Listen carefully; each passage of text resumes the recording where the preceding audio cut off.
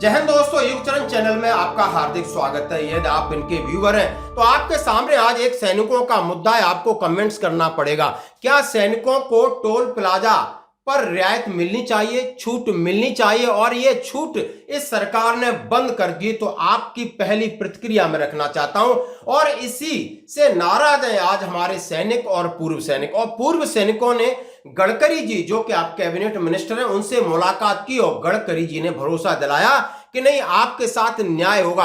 आप ज्ञापन भी दिया। लेकिन दोस्तों, आखिर में ये सैनिक जो कि बॉर्डर पर हमारे इस देश की रक्षा और सुरक्षा करते हैं, और इस रक्षा और सुरक्षा के लिए अपने प्राणों की आहुति तक दे देते हैं। और दूसरी तरफ आप देख सकते हो कि किसी भी प्रकार का डिजास्टर या किसी भी प्रकार की प्राकृतिक आपदा आती है तो अपना तन मन और धन से सेवा करते हैं। और इसका मैं नमूना परसों अमरनाथ यात्रा पर आप देख सकते हो। यानी हजारों यात्री लैंडस्केप में फंस गए थे, बारिश हो रही थी, सैनिकों ने किस तरीके से उनकी जान बचाई, किस तरीके से उनकी सेवा की, किस तरीके से उनकी चिकित्सा सी, वो आज एक अद्भुत है। सब तारीफ कर रहे हैं, वहां पर जो अमरनाथ यात्री है वो भी तारीफ कर रहे हैं कि आखिर हम आए थे भगवान के दर्शन करने, लेकिन जवानों में हमें आज भगवान दिख गया। आप देख सकते हो कितने लोग स्लाइड कर रहे हैं, कितने लोगों की जान जोखिम में थी, और जवान पहुंचते हैं और उन्हें कंधे पे उठाते हैं, लिफ्ट करके ले जाते हैं, कैब में ले जाते हैं, जहां पर 5000 की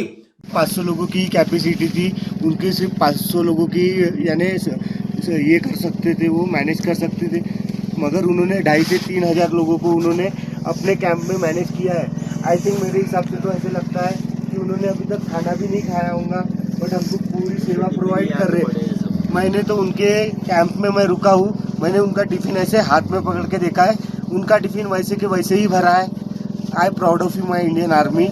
जय हिंद, जय भारत। व्यवस्था थी, वहां कम से कम 15 से 20,000 लोगों को रेस्क्यू किया गया। उनके पैर, उनकी मालिश, उनका खाना, उनकी चिकित्सा, और किस तरीके से उन लोगों ने देखा कि आखिर क्या सैनिक किस तरीके से काम करता है। ऐसा कौन सा डिपार्टमेंट है जो तनख्वाह लेता है और जाकर के आदमियों की सेवा करता है। अब इनकी अपनी ड्यूटी के अलावा एक मानवता के तहत राष्ट्र धर्म, देश धर्म को आगे रखते हुए इस तरह सेवा कर रहे हैं। अब इन लोगों को टोल पर टैक्स देना पड़ता है, बेइज्जती होती है इनकी, मारपीट होती है इनसे, क्या ये सही है?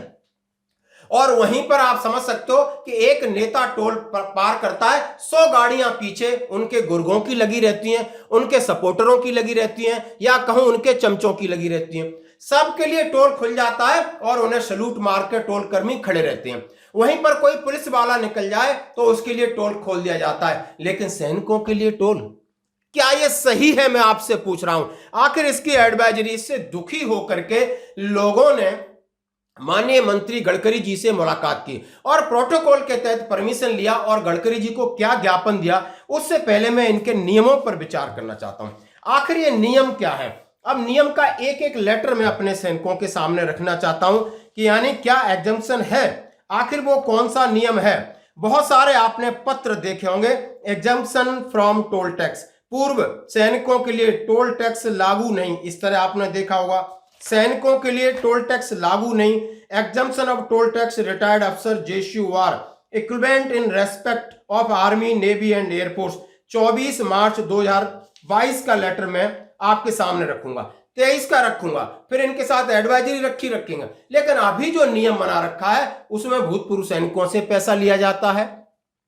आपके लिए फास्टैग अनिवार्य है, और हमारे जितने सैनिक हैं जो बॉर्डर पर लड़ रहे हैं, यदि वो छुट्टी आते हैं तो उनसे भी पैसा वसूला जाता है। उनसे कहा जाता है यदि आप वर्दी में हैं, सरकारी गाड़ी में, तो आपके लिए टोल माफ होगा। और पहले आप समझ सकते हो कि आर्मी ऑर्डर क्या कहता था, एयरफोर्स ऑर्डर और नेवी ऑर्डर में सीधा सीधा दिया गया था कि 1901 के तहत आपके ऊपर कोई भी राजमार्ग शुल्क नहीं लगेगा यदि आप सैनिक हैं।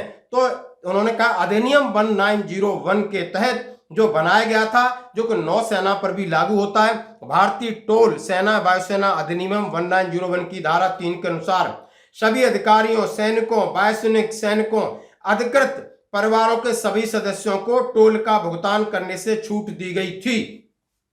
जब छूट दी गई थी, और यह 17 जून 2014 का लेटर मैं आपके सामने रख रहा हूं, एक एक पत्र दिखाऊंगा, 17 जून 2014 का लेटर। और 2014 के बाद हमारे देशभक्ति की सरकार आती माननीय मोदी जी की। इन्होंने सैनिकों के लिए बड़े बड़े वादे किए, सैनिकों से मिले, सैनिकों की वर्दी पहनी, लेकिन सबसे पहले सैनिकों का उन्होंने टोल बंद कर दिया। आपकी क्या है प्रतिक्रिया? और ये लेटर मैं आपके सामने रख रहा हूं। भारत सरकार सड़क परिवहन एवं राजमार्ग मंत्रालय और परिवहन भवन वन संसद मार्ग नई दिल्ली, दिनांक 17 जून 2014 की बात है। आरटीआई अधिनियम 2005 राष्ट्रीय मार्ग के ऊपर एक उन्होंने लेटर दिया गया। अब कहा है कि भारतीय टोल सेना वायुसेना अधिनियम 1901 और नियमों के तहत वहां दी गई छूट केवल सेवारत व्यक्तियों के लिए है, उपलब्ध है। उन्होंने कहा है कि अब ये 1901 के अंदर सिर्फ और सिर्फ यानी जो सर्विंग सोल्जर हैं, अधिकारी, वो आते हैं। भारतीय टोल प्लाजा सेना वायुसेना अधिनियम 1901 उसके तहत बनाए गए नियमों के तहत सेवानिवृत्त व्यक्तियों को कोई छूट उपलब्ध नहीं है। चलो, सेवानिवृत्त को नहीं है, कम से कम सैनिकों को छूट है, लेकिन वो भी उन्होंने छूट बंद कर दी। फिर एक लेटर 25 अगस्त 2023 को, तमाम बीच में हमारे पास लेटर है, जितना कॉरेस्पॉन्डेंस हुआ वो लेटर है। 24 मार्च 2022 का है कि उन्होंने सीधा सीधा कहा exemption of toll tax retired अफसर, सीधे it is intimate that case of exemption of toll tax ex-serviceman has already been taken up to Ministry of Defence from the Secretariat to waive off the toll tax larger interest of ex-servicemen। ये आप देख सकते हो MK. Agarwal साहब का है। इन्होंने एक ग्रेवियंस डाला, शिकायत डाली और कहा कि मामला अभी पेंडिंग है। अब ये मामला पेंडिंग है, चलता रहा। 25 अगस्त 2023 को फिर एक लेटर निकलता है कि रक्षा कर्मियों के निजी वाहनों को टोल टैक्स से छूट दी जाए। अब ये कहते हैं कि भारतीय टोल सेना अधिनियम 1901 देश भर में पंजीकृत बलों के सभी कर्मियों को टोल शुल्क से छूट प्रदान करता है। यह छूट रक्षा कर्मियों के निजी वाहनों पर पहचान पत्र दिखाने पर लागू होती है। हालांकि हाल ही में टोल प्लाजा, खासकर कई मुंबई दिल्ली हाईवे पर टोल प्लाजा यानी टोल वसूली किया गया, नहीं दिया गया तो मारपीट की गई। उपरोक्त को ध्यान में रखते हुए टोल आयुक्तों से अनुरोध है कि सभी टोल कर्मियों को टोल कर्मचारियों के साथ साथ किसी तरह के विवाद से बचने के लिए जागरूक करें। ऐसे मामलों में टोल टैक्स का भुगतान टोल कंपनी द्वारा किए जाने हमारी उचित कार्रवाई, उन्होंने कहा सीधा सीधा कुमार अमित कर्नल, और इन्होंने डाला है। लेकिन ये सारे एडवाइजरी फेल हैं, अभी दादागिरी चलती है और वो टोल वसूल करते हैं, चाहे आप सर्विंग हैं चाहे एक्स सर्विसमैन। इसी को लेकर हमारे भूतपूर्व सैनिकों ने इकट्ठा होकर माननीय गडकरी जी से 12 जुलाई यानी आप देख सकते हो पिछले वीक में एक मुलाकात करते हैं। उन्होंने माननीय नितिन गडकरी जी से पर्सनली मुलाकात की, हाथ पैर जोड़े कि सर हमारा थोड़ा सम्मान कीजिए, हम सैनिक हैं। बात पैसे की नहीं है, बात सम्मान की बात है, बात हमारे बलिदान और त्याग की बात है। क्या इस देश में कोई किसी की मॉरल रिस्पॉन्सिबिलिटी नहीं है? सीधा सीधा लिखा, अखिल कर्नाटक माजी सैनिक संघ शिवमोगा जिला, आप देख सकते हो ये लेटर मैं आपके साथ शेयर कर रहा हूं। श्री नितिन गडकरी जी, माननीय सड़क परिवहन एवं राजमार्ग मंत्री भारत सरकार, राष्ट्रीय राजमार्गों पर पूर्व सैनिकों के वाहनों के लिए टोल टैक्स के छूट पर विचार करने का अनुरोध NHAI के हिसाब से उन्होंने लिखा है। उन्होंने कहा आदरणीय महोदय, कर्नाटक माजी सैनिक संघ शिवमोगा कर्नाटक राज्य माननीय सड़क परिवहन राजमार्ग मंत्री से विनम्र अनुरोध करता है, प्रार्थना करता है कि सभी राष्ट्रीय राजमार्गों पर पूर्व सैनिकों के वाहनों के लिए टोल टैक्स से छूट प्रदान करें। यह अपील राष्ट्र की संप्रभुता, अखंडता और शांति की रक्षा की गई उन सैनिकों के अमूल्य निस्वार्थ और अपार बलिदान के प्रति गहरे सम्मान और कृतज्ञता के साथ मैं आपसे निवेदन कर रहा हूं। मैं वो सैनिक हूं जिन्होंने इस देश के लिए बलिदान दिया है, अपनी सेवा की है। कम से कम आप उनके लिए इतनी राय तो कर सकते हो देशभक्ति के लिए। पूर्व सैनिक जो समाज का एक विशिष्ट और महत्वपूर्ण अंग है।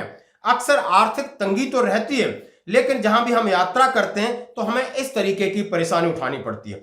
यह छूट न केवल वित्तीय राहत प्रदान करेगी, बल्कि भारत सरकार की ओर से उनकी अटूट देशभक्ति, उनके द्वारा सहन की गई कठिनाई को स्वीकार करते हुए कृतज्ञता और सम्मान का गहरा संकेत देगी। उन्होंने कहा ये आपकी कृतज्ञता होगी और लोगों में प्रेरणा होगी। साथ ही इस तरह की रायत इस संदेश को पुष्ट करेगी कि पूर्व सैनिकों के बलिदान की गहरी सराहना की जाती है। भावी पीढ़ियां भी इस समर्पण और सेवा से प्रेरित होंगी, यह जानते हुए कि योगदान का सम्मान करने की नैतिक अनिवार्यता किसी भी प्रशासनिक जटिलता से कहीं अधिक महत्वपूर्ण हो सकती है। इसके ऊपर आप अपना सकारात्मक रवैया अपनाएं। माननीय मंत्री, हम आपसे ऐसा आशा करते हैं। कितना भाव, कितने भाव से ये चिट्ठी लिखी आप देख सकते हो, हर चीज डाल दी। क्यों? उन्होंने कहा है, जब अब मैं आपसे सवाल पूछता हूं, यदि आप व्यूवर हैं, यदि सैनिक हैं या सिविलियन है, प्लीज आप एक बात बताइए कि सैनिकों के लिए क्या, पहले जब टोल मापता, अभी आप समझते हो कि टोल के ऊपर उनके साथ जाति की जाती है, मारपीट की जाती है और उनका अपमान किया जाता है, टोल वसूली किया जाता है। क्या दिन भर में टोल के ऊपर कौन फ्री में जाता है आपको पता होगा। आप समझ सकते हो, बड़े बड़े दादा हैं, माफिया हैं, पुलिस है, नेता है, क्या इन्हीं के लिए सब जगह छूट है? क्या देश के लिए मर मिटने वालों के लिए छूट नहीं हो सकती? आपको प्रतिक्रिया देनी होगी। धन्यवाद।